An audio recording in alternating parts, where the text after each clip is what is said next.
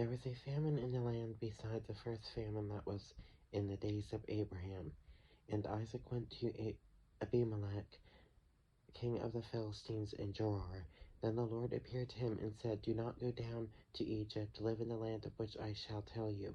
Dwell in this land, and I will be with you and bless you. For to you and your descendants I give all these lands, which I will perform the oath which I swore to Abraham your father. And I will make your descendants multiply as the stars of heaven. I will give to your descendants all these lands, and in your seed all the nations of the earth shall be blessed, because Abraham obeyed my voice and kept my charge, my commandments, my statutes, and my laws." So Isaac dwelt in Gerar, and the men of the place asked about his wife. And he said, "She is my sister," for he was afraid to say, She is my wife," because he thought, "Lest the men of the place kill me for Rebekah, because she is beautiful to behold." Now it came to pass, when she had been there a long time, that Abimelech, king of the Philistines, looked through a window and saw, and there was Isaac showing endearment to Rebekah his wife. Then Abimelech called Isaac and said, "Quite obviously she is your wife. So how could you say, 'She is my sister'?" Isaac said to him, "Because I said, 'Lest I die on account of her.'" And Abimelech said, "What is this you have done to us? One of the people might soon have lain with your wife, and you would have brought guilt on us." So Abimelech charged all his people, saying, "He who touches this man or his wife shall surely be put to death." Then Isaac sowed in that land, and reaped in the same year a hundredfold, and the Lord blessed him.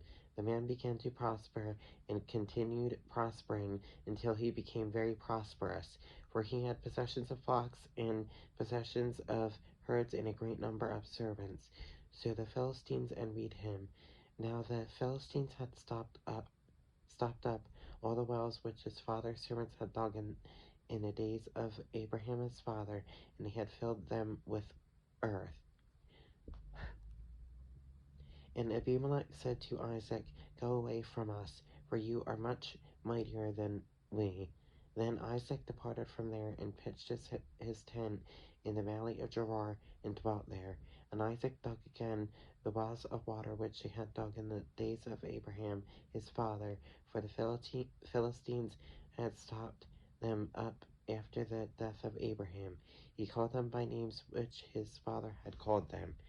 Also Isaac's servants dug in the valley and found a well of a well of running water there.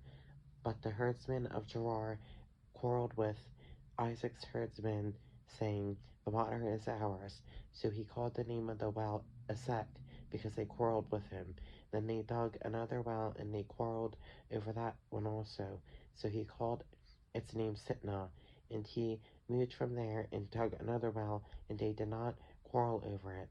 So he called its name Rehoboth, because he said, "For now the Lord has made room for us, and we shall be fruitful in the land."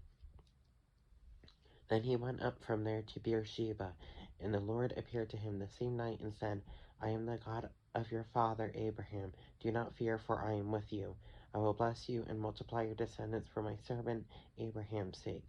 So he built an altar there and called on the name of the Lord, and pitched his tent there, and there Isaac's servants dug a well.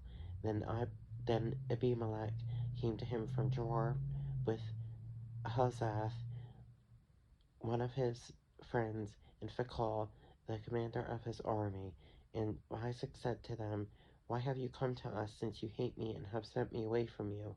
But they said, "We have certainly seen that the Lord is with you." So we said, "Let there now be an oath between us, between you and us, and let us make a covenant with you, that you will do us no harm, since we have not touched you, and since we have done nothing to you but good, and have sent you away in peace. You are now the blessed of the Lord." So he made them a feast, and they ate and drank. And then they arose early in the morning, and swore an oath with one another. And Isaac sent them away, and they departed from him in peace. It came to pass the same day that Isaac's servants came and told him about the well which they had dug, and said to him, "We have found water." So he called it Sheba. Therefore the name of the city is Beersheba to this day.